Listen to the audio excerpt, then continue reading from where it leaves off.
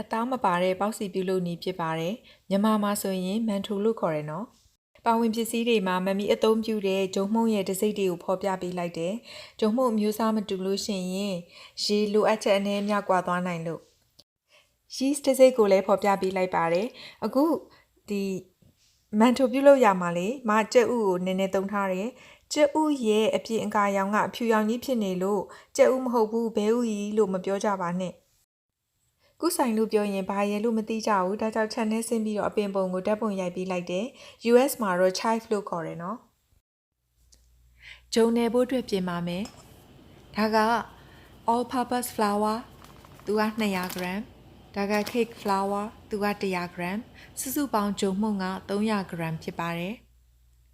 ဒါ baking powder လက်ဖက်ရည်စွန်းတစ်ဝက်ထည့်ပါတယ်စားလက်ဖက်ရည်စွန်းတစ်ဝက်ရဲ့ရော့ရော့လေးထည့်တယ်ပြီးရင်အားလုံးသမသွားအောင်မှွေပေးပါမယ်မမီဂျုံနေတာနဲ့အပွားခံတာကိုပေါင်မုတ်ဖုတ်တဲ့ဆက်ကလေးသုံးပြီးတော့လုပ်ပါမယ်ဒီဆက်မရှိတဲ့လူတွေကလည်းမိမိဘာသာလက်နဲ့နေနိုင်တယ်ပထမဗီဒီယိုတစ်ခုမှာမှလက်နဲ့နေတာကိုအစားဆုံးပြထားပေးပါတယ်ဥပေါင်မုတ်ဖုတ်တဲ့ခွက်ကလေးတွေကိုရေက140 gram ထည့်ပါတယ်yeast လက်ဖက်ရည်စွန်းတစ်ဝက်ထည့်ပါတယ်လက်ဆက်ပြီးအသက်ရှိတဲ့ yeast ကိုသုံးဖို့ရည်ကြီးတယ်။တကြားစပွဲစွန်းတစ်စွန်းမောင်းမောက်ထည့်တယ်။ကြက်ဥတစ်လုံးကိုလေတေချာသမသွားတဲ့အထိအောင်ခောက်မယ်။သမသွားပြီဆိုလို့ရှိရင်ထမင်းစားစွန်းနဲ့တစွန်းစာလောက်လေးပဲထည့်တယ်။ကြက်ဥထည့်တဲ့နည်းကိုလေမဆိုဖီယာစီကသိရတာပါ။ကျေးဇူးများကြီးတင်ပါတယ်ရှင်။ဂျုံမုန့်ထည့်ပြီးတော့ဆက်ထဲမှာထည့်ပြီးတော့သူ့ကိုမှွေပေးလိုက်ရုံပဲ။ဒီမှာမလေးဂျုံမှွေတဲ့တလက်လေးတက်ဖို့မိသွားတယ်ခုမှတက်တယ်အစာပိုင်းမှာဖြည်းဖြည်းချင်းပဲမှွေနေလိမ့်မယ်အခုလိုဂျုံသားထွေးသွားပြီဆိုရင်မစီထည့်တဲ့လက်ဖက်ရည်စွန်းတစ်ဝက်လောက်ရှိမယ်ပြီးလို့ရှင်သူ့ကိုဆက်ပြီးတော့နေခိုင်းထားတယ်အချိန်ပြည့်သွားတဲ့အခါသူကအဲ့လိုအလုံးလေးဖြစ်နေတယ်ဆက်ထဲမှာပဲဆက်ထားလို့ရှိရင်အချိန်ပြည့်တဲ့အခါခုလိုနှစ်ဆပွားလာလိမ့်မယ်အဲ့ဒီခါမှာထုတ်ယူပြီးတော့ဂျုံမုတ်ပါပါလေးဖြူထားတဲ့မရစနီတုံးကိုသုံးထားတာအဲ့ဒီပေါ်မှာတင်တယ်သူ့ကိုအသားအရာလေးဖိပြီးတော့လေတွေကိုထုတ်ပေးရတယ်လေကုံအောင်ထုတ်ပေးဖို့အရေးကြီးတယ်ပြီးလို့ရှိရင်4000အတုံးလေးဖြစ်အောင်ပုံသွင်းပေးတယ်အစွန်းထိတ်တစ်ဖက်ကိုဖြတ်ထုတ်ပြတယ်အဲ့ဒါမမီပေါက်စီစမ်းကြည့်ချင်လို့ကျန်နေတဲ့အဲ့4000အပိုင်းလေးကိုလေထွက်သွားအောင်လေတေချာဖိထုတ်ပေးပြီးတော့မှပလတ်စတစ်အိတ်ထဲမှာခဏထည့်ထားမယ်10မိနစ်လောက်နှက်ထားမယ်အဲ့ဒါမှသူ့ကိုလှိမ့်ရတာပို့ပြီးတော့ကောင်းတယ်ကုဆိုင်ကိုနှုတ်နှုတ်ဆင်းပြီးတော့စီစပွဲစွန်းတစ်စွန်းရောနေထားမယ်အချိန်ပြည့်သွားတဲ့အခါလေးဂျုံနှုံးလေးကိုထုတ်ပြီးတော့လက်နဲ့သားရဖိပေးတယ်ပြီးလို့ရှိရင်သူ့ကိုဒလိမ့်တုံးနဲ့4000အပြားလေးရအောင်ညင်ညင်သာသာပဲလှိမ့်ပေးမယ်နော်ဂျုံများအကြီးလာတော့မရဲ့ဒလိန်နှုံးလေးနဲ့မဆန့်လို့ဒလိန်နှုံးအကြီးကိုပြောင်းလိုက်တယ်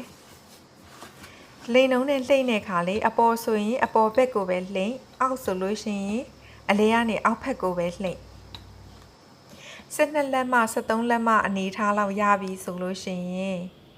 ကုဆိုင်နဲ့စီနဲ့ရောနေထားတာလေးတုပ်ပေးမယ်ညီညာအောင်ဖြန့်ပြီးသွားပြီဆိုလို့ရှိရင်လိမ့်မယ်အဲ့အစပိုင်းမှာလိမ့်တာလေးကနည်းနည်းတတိထားပြီးကြစ်လေးရအောင်လုပ်ပါနောက်ပိုင်းကျရင်လေးရတာလွယ်သွားတယ်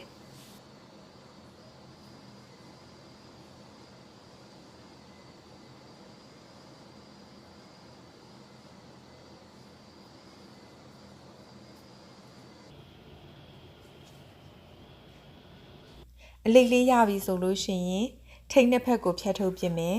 ပြီးလို့ရှိရင်အလဲကအပိုင်းကိုလေးမှကိုကြိုက်တဲ့ရွယ်ပိုင်းလို့ရတယ်မကတော့9ပိုင်းပိုင်းပါတယ်10ပိုင်းပိုင်းရင်ပိုကောင်းမယ်ဝါတူလေးမှာဂျုံမှုန်ဖြူပြီးတော့လေအဲ့အပိုင်းတစ်ပိုင်းစီရဲ့အလဲကိုအဲ့လိုမျိုးလိုက်ပြီးတော့ဖိပေးတယ်အမှန်ကတော့လေအဲ့ဒီဖိနေတဲ့ချိန်မှာအဲ့ဒီဘေးနှစ်ဖက်ကလေးလန်တက်လာအောင်ဖိပေးရတာဟိုပေါင်းမစကားထဲမှာပိတ်စိမ့်မလေးခံတယ်ပြီးလို့ရှိရင်မန်ထိုလေးတွေကိုထည့်မယ်တစ်ခုနဲ့တစ်ခုနေရာချပေးရတယ်သူပွားလာတဲ့အခါမှာနေရာကျန်နေအောင်လို့မဟုတ်ရင်ကတ်ကုန်အောင်အလဲမှာပေါက်စီလေးနှလုံးထည့်ပြီးတော့အဖုံးအုပ်ထားမယ် ဒါတနားကြီးအပွားခံထားတာဖြစ်ပါတယ်ဟုတ်အုပ်ပြီးတော့10မိနစ်ပေါင်းပေးပါမယ်ကြက်ပြီဆိုတဲ့အခါအဖုံးကိုချက်ချင်းမဖွင့်ရဘူး15မိနစ်လောက်နေမှဖွင့်ပါပေါင်းပြီးသားမန်ထိုလေးတစ်လုံးကိုလက်ထဲမှာညှစ်ဆုပ်ပြီးတော့ပြန်လွှတ်လိုက်တဲ့အချိန်မှာသူ့ပုံမှန်အနေထားကိုပြန်ရောက်ရမယ်အဲ့ဒါဆိုလို့ရှိရင်ကိုပေါက်စီလောက်တာအောင်မြင်တယ်ပေါ့နော်ရောင်းနှမ်းပေါက်စီတွေမှာလေပေါက်စီဖွေးအောင်မုံသားနှုတ်အောင်ဆိုပြီးစီးတွေထည့်သုံးတဲ့ခါကျတော့မတို့ငငယ်တုန်းကစားခဲ့တဲ့ပေါက်စီမုံသားမျိုးမဟုတ်တော့ဘူးစားရတာအဆင်မပြေဘူးကိုကလိုက်လို့ကြည့်တဲ့အခါမှာလည်းအခက်အခဲတွေရှိနိုင်တယ်အထူးသဖြင့် yeast ကအသက်မရှိဘူးဆိုလို့ရှိရင်ပေါက်စီပွားမှာမဟုတ်ဘူးနော်